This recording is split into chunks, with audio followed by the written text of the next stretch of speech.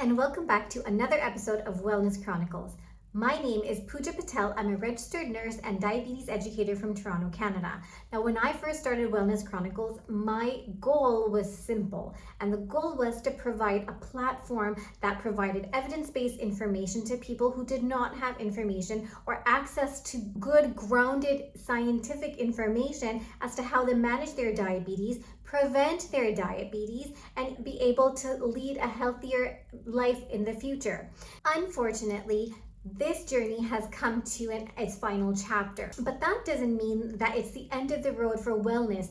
The resiliency, the knowledge and information that you have taken away from Wellness Chronicles, please continue to do that. Use that information, use those resources and tools to be the healthiest, happiest you that you have ever been. Because every time you do the calf raises, every time you plate a balanced meal, every time you go for a walk after your meal, you will think about our journey together, and that will provide you some happiness, and that will provide you support, motivation, and reinforce that resilience that you have learned from Wellness Chronicles. So in this episode, I wanted to focus on the quick, actionable tips that we have been talking about in these episodes with Wellness Chronicles. So things that you're able to implement into your lifestyle that are quick, that are easy, that are not so cumbersome. So I want to make it easy, quick, actionable, something that you're able to do as easily and incorporate easily into your lifestyle, so that way it doesn't seem like a chore, it doesn't seem like you're dieting, or it doesn't seem like, oh man, you have to go do another workout today. It should be fun, it should be easy, it should be second nature, so that way you can continue it sustainably. So the first tip is to plate your plate, because visuals really matter. If you have a beautiful plate with all the colors on it, and it's nicely portioned and it's nice and aesthetic, automatically you're going to want to eat that food, and your brain is going to feel satisfied and satiated with the meal that you have eaten. That's the first thing with the visuals. The second thing is, when you're visualizing a plate, when you have added everything to a plate, you know how much of each a macronutrient that you are consuming. So if you're eating a little bit of less protein and a little bit of more fiber, then you know that you need to supplement it in another format, or that you just know that you haven't eaten enough of that particular nutrient. The other thing, and the last thing with plating a plate, is that because you're visualizing the portion sizes of each nutrient, you're actually also not snacking. And mostly when we reach for a snack, they're mostly carb-filled snacks. So this way, if your meal is nicely proportioned, it's aesthetically, visually appealing, then you will snack less automatically, because your brain feels satisfied with those carb-filled snacks. People will tell you, don't eat those carb-filled snacks. It's not good for your glucose. Ultra-processed food is not good for your body. Absolutely, they are not good for your body, but we are human, and those carb-filled snacks that are processed taste very yummy. So my recommendation as a diabetes educator is eat those snacks, but make sure you're portioning them out. So if the nutrition label says a serving size is 100 grams, try sticking to that 100 grams, because that is what the manufacturer is recommending that you have as a snack, 100 grams, no more than that. So if they recommend 10 chips, try having 10 chips. Aim for those 10 chips, because what it will do is it will satisfy the craving that you had for the packet of Cheetos, or the packet of Lay's, or a piece of chocolate, for example. You have satisfied those cravings, and yet you have kept in check that you're not eating so much that is really going to affect your blood glucose. And the second part to that is, if you wanted those Cheetos and instead you chose an apple, the Cheetos is about 75 calories, and the apple is also about 75 to 100 calories, depending on the size of the apple. So you've eaten the apple, but the apple didn't satisfy that craving. So you're back to the refrigerator, maybe for a teaspoon of peanut butter because you think that's healthy. Maybe for a banana because you think that's healthy. Maybe for something else. So you're constantly adding those calories. Whereas if you had those Cheetos that were 75 calories to begin with, you're keeping your calorie consumption down and you're satisfying that craving. Now, while we talk about calorie consumption, this is my third tip. Now, a lot of people find it easy to just put everything and the kitchen sink into their smoothies, which is fine. It's a great trick to get your macronutrients in. But there are two issues with eating your calories. The first issue is that it's not satisfying. Okay, that's one thing, because you're gulping everything down, you're full, but your brain doesn't feel like it's actually eaten. It's not satisfying, it's not satiating for the brain, so you will still have those cravings. That's the first thing. The second and most important thing is when you are drinking your calories, what it does is you're putting a bulk of nutrients into your body, and what happens is it doesn't give your brain enough time to secrete GLP-1 hormones and your PYY hormones, which are hunger satisfying hormones. So it doesn't give enough time for your stomach and your brain to coordinate. There was a great study that was done with patients who actually were given pureed cabbage and those who were given actual cabbage to eat, to consume. So the population who was actually given cabbage to consume, to chew, that chewing group actually had lower levels of insulin circulating in their blood and higher amounts of the GLP hormone circulating in the blood.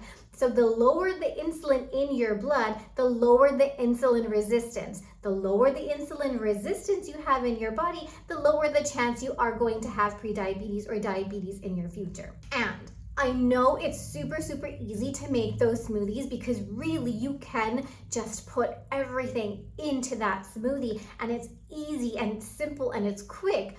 But this is another tip that I want to share. You should start with your breakfast as a savory breakfast, not necessarily with sweet, glucose, fructose filled cereals, for example, instant oatmeal, but they shouldn't be consumed as breakfast foods.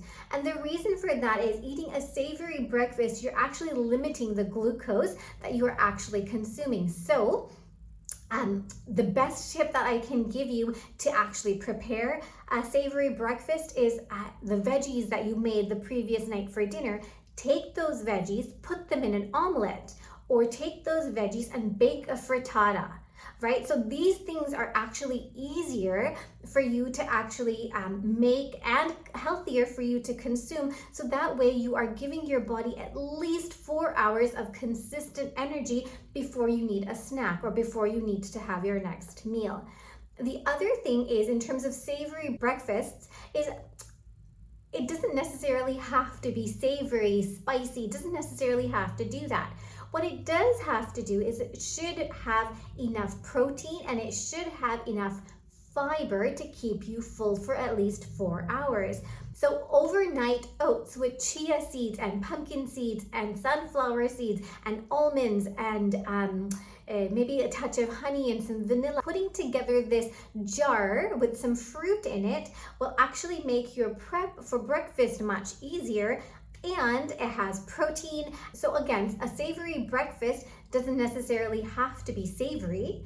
It does have to, though, focus on protein and fiber to keep you fuller for longer. So that brings me to the next tip. So in the past few years, there has been lots of research that has been done about the order in which you consume your food. So if you eat your vegetables first when you sit down for lunch or dinner, having your vegetable starter first makes a huge difference in your post-meal sugar and makes a huge difference in your insulin, as to how much insulin is released in your bloodstream after your meal. So that is really important to decrease your A1C, to decrease your insulin resistance, and increase your insulin sensitivity.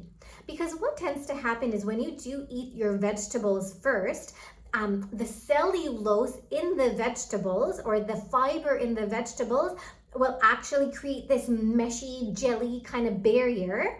So everything you eat after that has to kind of go through that barrier. So it slows down the absorption of glucose, it slows down digestion because everything has to clear, and it sort of balances those glucose spikes that you might have if you reach for that bread basket first. On the same note of macros, this brings me to my next tip. I absolutely recommend have enough protein. So Diabetes Canada suggests that if you do not have any kidney issues, then you should have at least 1 gram per kilo per day of protein. So if you are a 50 kilo person, you should have 50 grams of protein every day. And what protein does for you is a couple of things, actually more than a couple of things. So firstly, it doesn't spike your blood glucose. All proteins have low GI value, which is why you can eat as much protein as you want to without causing that glucose spike. Second of all, protein is actually a building block for muscles, and muscles love glucose. So because muscles love glucose, they take all the glucose from your bloodstream, they soak it up like a sponge, and that way you are lowering your insulin resistance, you are lowering the blood glucose in your bloodstream, thereby lowering your A1C, lowering your fasting and post-meal sugars. Okay, the third thing that with protein is if you eat enough protein, it actually releases GLP-1 drugs and PYY hormones in your gut. So this slows down digestion from your gut, okay, creates a satiety in your brain that you have actually eaten. So I can't recommend protein enough. And a sort of a bonus sort of tip is if you eat enough protein a day, your central obesity will actually decrease because you're actually increasing your metabolism by eating protein. So the next tip is about GI values. What you just need to do is you need to balance the GI value. So I'll give you an example. My kids, they love flavored yogurt. So I buy Greek yogurt that does tend to have a little bit more protein than the other flavored yogurt. So I buy flavored Greek yogurt for my kids, and it does have approximately 15 to 20 grams of carb in the yogurt. It does spike your sugar quickly. So what I tend to do is in that yogurt flavored cup, I put chia seeds, I put nuts, I put some berries, or I put maybe half of a banana or something like that. And this gives me fiber and this gives me protein. So lowering the GI value of high GI value food is absolutely possible. So you don't have to give up on your carb-filled foods. You just have to lower their GI value generally. Another thing that helps prevent glucose spikes, and I'm sure your elders have told you this many, many times, is try not to eat until you are absolutely full. Now, the International Diabetes Federation actually recommends only eat until you're 80% full, so that way you are not getting those glucose spikes and you're not feeling discomfort because you've eaten too much. Another great tip that I always give my patients is, again, I don't like dieting. I don't like eliminating foods out of your lifestyle because really it's not sustainable. So I am a sucker for chocolate. Chocolate is my kryptonite. I absolutely love chocolate. So what I do and what I recommend to my patients is if you are going to eat dessert, so anything sweet, chocolate, ice cream, cakes, pastries, whatever, don't eat it as a snack. Eat it exactly as that, a dessert. So have your full, healthy, hearty meal and then have dessert. And what this will do is it actually won't lead to a glucose spike if you were going to have it as a snack. And honestly, this is a small but powerful change that actually reduces the insulin resistance in your body. Now, nutrition is about 70 to 80% of the piece of the puzzle to manage your diabetes and reverse the insulin resistance.